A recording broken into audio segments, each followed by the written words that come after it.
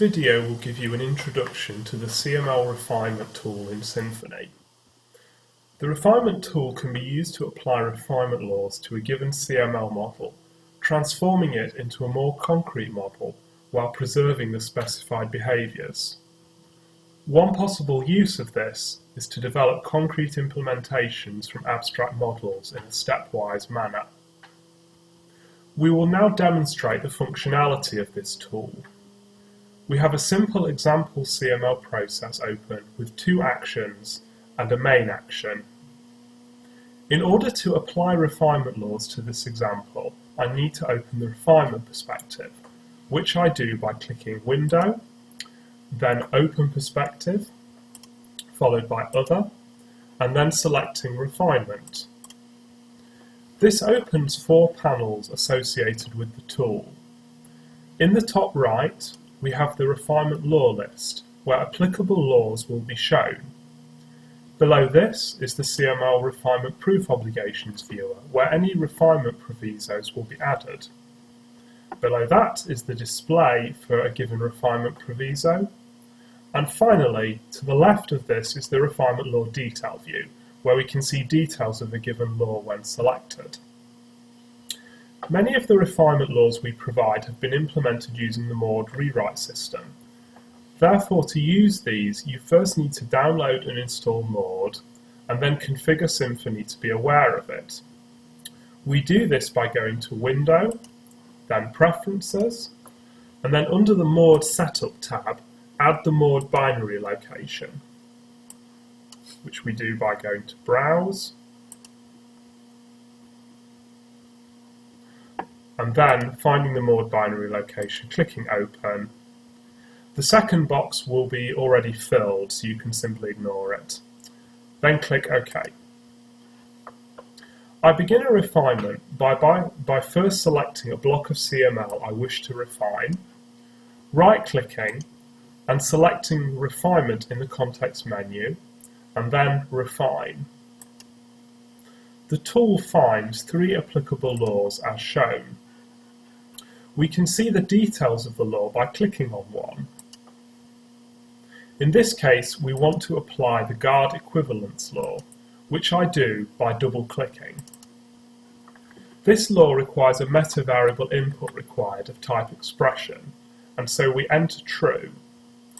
This should be equivalent to the existing guard. This is the case because X is of type NAT. The tool generates an associated if and only if proviso as shown, and adds it to the list. Next, we can eliminate the true guard by applying another refinement law, as shown. Since skip is a right unit of sequential composition, we can also eliminate this, as shown. Finally, we can apply the copy rule twice.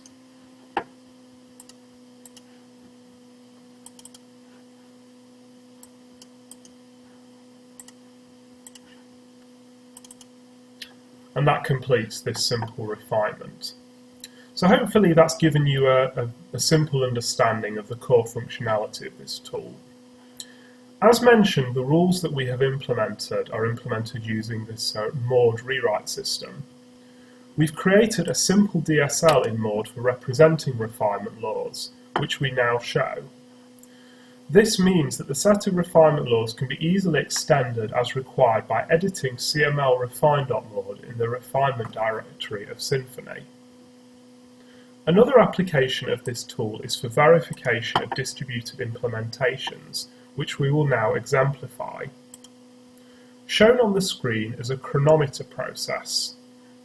On the left-hand side, we have an abstract CML process containing two state variables. The right-hand side is the concrete implementation, which uses two internal communicating processors, whilst ensuring the interface and behaviour of the overall system remains the same. We will now show the first few steps of this verification task. We open the chronometer CML file, and then we can start to apply refinements on it. First, we apply the copy rule to replace A in it by its definition. Then we apply a logical unit law to convert true to true and true.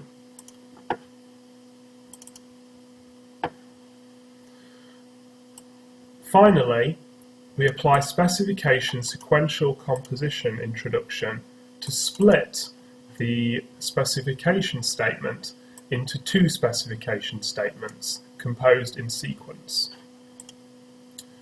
So this video has given you an overview of the CML refinement tool, its functionality and its uses.